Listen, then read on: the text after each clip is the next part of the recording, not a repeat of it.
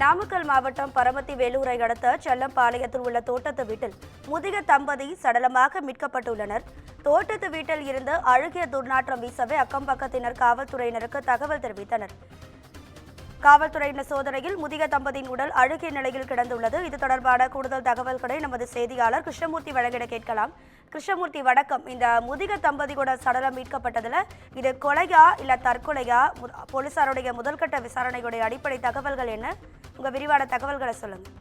நிச்சயமாக நாமக்கல் மாவட்டம் பரமத்தி வேலூரை அடுத்த இருங்கனூர் அருகே வடக்கு செல்லிபாளையம் சார்ந்த விவசாயி ரவி என்கிற பொன்னுசாமி, இவரது மனைவி வாசுகி, இவர்களுக்கு ஒரு மகனும் மகளும் உள்ளனர். இவர்களுக்கு இருவரும் வெளிநாட்டில் வேலை பார்த்து வருகின்றனர். இந்நிலையில் தொழில் நஷ்டம் ஏற்பட்ட காரணத்தினால் ரவி வடக்கு செல்லம்பாளையத்தில் இருந்து நாமக்கல் அருகே உள்ள ராசம்பாளையம் டோல்கேட் அருகே நிலம் குத்தகைக்கு எடுத்து அங்கு விவசாயம் செய்து வந்துள்ளார். அங்கு விவசாயத்துடன் பாக்குமட்டை தயாரிக்கும் தொழிலும் ஈடுபட்டு வருகிறார். தொடர்ந்து அந்த தொழிலில் நஷ்டம் அடைந்ததால் அவர் விரக்தி அடைந்த நிலையில் இருந்ததாக கூறப்படுகிறது. கடந்த 2 நாட்களாக அவரது வீடு திறக்காமல் இருந்த நிலையில் இன்று அப்பகுதியில் லேசான துர்நாற்றம் வீசியதால் அங்கு இருந்தவர்கள் ஜன்னல் வழியாக பார்த்தபோது ரவி, அவரது மனைவி வாசுகி இருவரும் இறந்த நிலையில் உடல் அழுகிய நிலையில் வீட்டிற்குள் கிடந்துள்ளது.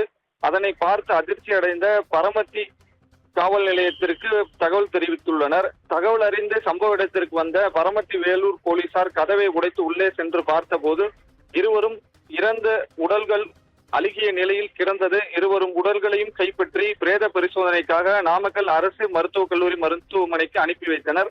தொடர்ந்து பரமத்தி போலீசார் வழக்கு பதிவு செய்து விசாரணை மேற்கொண்டு வருகின்றனர். ரவி மற்றும் அவரது மனைவி இருவரும் கடன் தொல்லையால் தற்கொலை செய்து கொண்டார்களா, அல்லது தொழில் நஷ்டம் காரணமாக தற்கொலை செய்து கொண்டார்களா, அல்லது வேறு ஏதும் காரணமா என்று பரமத்தி போலீசார் தீவிர விசாரணை மேற்கொண்டு வருகின்றனர். மேலும் இதே போன்று 2வது முறையாக இது போன்ற சம்பவம் நடைபெற்றுள்ளது. இன்று காலை கூட குளித்தலை பகுதியில் இருவரை கைது செய்து விசாரணை மேற்கொண்டு வருகின்றனர் போலீசார். இச்சம்பவம் பரமத்தி வேலூர் பகுதியில் பெரும் பரபரப்பை ஏற்படுத்தியுள்ளது. பொதுமக்களிடையே அச்சத்தை ஏற்படுத்தும் வகையாக இது போன்ற 2வது முறையாக இந்த சம்பவம் நடைபெற்றது. பரமத்தி வேலூர் பகுதியில் பெரும் அச்சத்தை ஏற்படுத்தியுள்ளது. ராதிகா, உங்க தகவல்களுக்கு நன்றி கிருஷ்ணமூர்த்தி.